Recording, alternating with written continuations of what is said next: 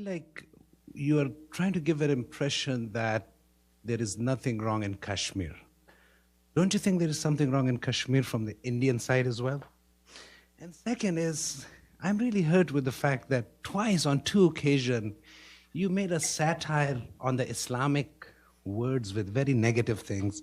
You said inshallah on a negative thing, and you said alhamdulillah on a negative thing. For a professor like you, I don't think it's nice to make fun of religion in a gathering. I'm not making fun of religion. I'm making fun of... I've been here for 3 years. I have never heard anybody say funny things about somebody's religion.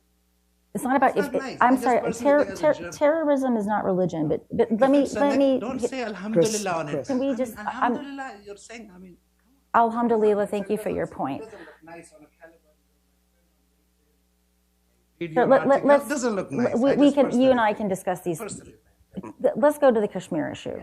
All right.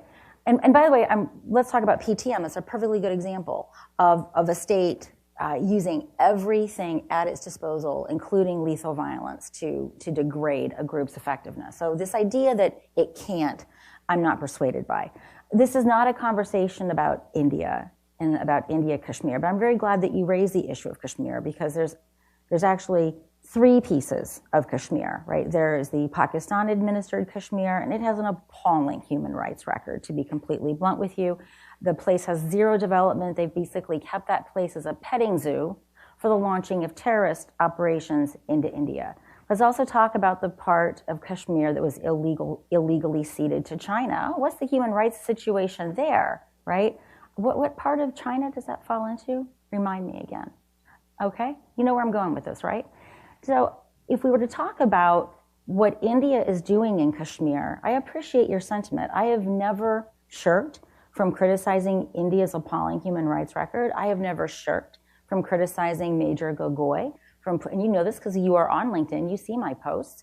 And not only was he not punished, he was accoladed by the army chief. So sir, your question, I have to say, is disingenuous. Anyone who follows me on Twitter knows that I will not shirk from criticizing those things. However, Pakistan, as you also know, has put India deliberately in a very bad situation. Pakistan knows that India has to maintain a large counterinsurgency grid because of the incessant threat of Pakistan-sponsored terrorism. This is why it is so easy for Pakistan to pay a youth 500 rupees to throw a rock at a police officer with full knowledge that there's a very large probability that at least one of those rock throwers will be killed. So I will say to you, sir, and I don't care if it offends you, the only Kashmiri Pakistan cares about is a dead Kashmiri. If Pakistan cares about Kashmir, it will stop using terrorism. This will allow Delhi and Srinagar to sort out their very real problems. That cannot happen until Pakistan stops the terrorism habit. You want to take the second question on human rights? I won't, because human rights, I don't think we have a lot of hammer there. But I will tell you, Lashkar is... Yes, they are. They are, and they're... Yes. And also to convert Hindus. And so they actually have a couple of Hindus from Tar who's become a JUD spokesperson. Because they're investing, because of the water problems with the tube wells, and of course it's, you know, the environment itself is not very water friendly. They've been investing in well infrastructure, and they are very explicit about using social welfare to convert Sindhi Hindus.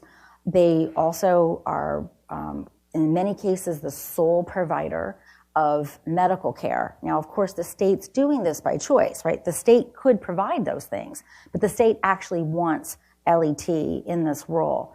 In the same way that JUD and its humanitarian outfits are the sole source provider of earthquake relief, for example, in Balochistan. So this goes back to my argument about them being a domestic partner. They have a fascinating treatment, though, of Hindus. The leadership has been very clear that they cannot be killed, that even though they are the greatest of polytheists, right, they're the greatest of kuffar, within Pakistan, they can only be converted. And so, by the way, they have a very similarly sophisticated take on Ahmadis, right? Because if you ask them to articulate their view, they won't say that they're Kali Ma Go, but they're not going to advocate killing them either. So I agree with you, but going to your larger point, I haven't seen evidence that the United States is able to do anything on human rights issues, in part because it doesn't really rank.